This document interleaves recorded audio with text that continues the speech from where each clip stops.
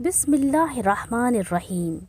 آج ہم جانیں گے کہ عرب میں بت پرستی کی ابتدا کرنے والا شخص کون تھا، اس نے شرک کس طرح پھیلایا، لوگ اس کی پیروی کیوں کیا کرتے تھے اور اس کا کیا انجام ہوا۔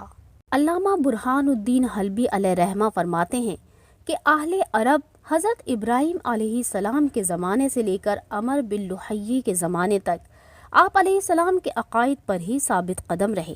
یہ وہ پہلا شخص ہے جس نے دین ابراہیمی کو تبدیل کیا اور اہل عرب کے لیے طرح طرح کی گمراہیاں شروع کی۔ شرک کے بانی عمر بن لحیی نے اہل عرب میں شرک اس طرح پھیلایا کہ مقام بلقا سے بت لا کر مکے میں نصب کیے اور لوگوں کو ان کی پوجا اور تعظیم کرنے کی دعوت دی۔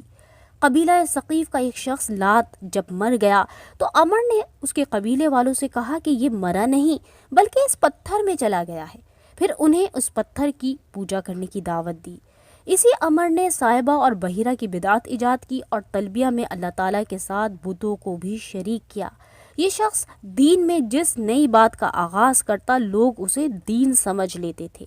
اس کی وجہ یہ تھی کہ وہ موسم حج میں لوگوں کو کھانا کھلایا کرتا اور انہیں لباس پہنایا کرتا تھا، اور بسا اوقات وہ موسم حج میں 10,000 اونٹ ذبح کرتا اور 10,000 ناداروں کو لباس پہناتا۔ اہل عرب میں شرک کا بانی عمر بن لحیی کا مرنے کے بعد بہت دردناک انجام ہوا۔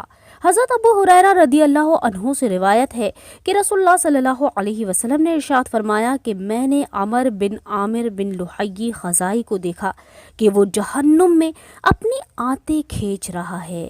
اگر آپ کو یہ ویڈیو پسند آئی تو اسے لائک اور شیئر ضرور کریں، اور اسی طرح کی مزید ویڈیوز کے لیے ہمارے چینل کو سبسکرائب کریں اور بیل نوٹیفیکیشن کو آن کرنا نہ بھولیں تاکہ آنے والی ویڈیوز بر وقت آپ تک پہنچ سکیں۔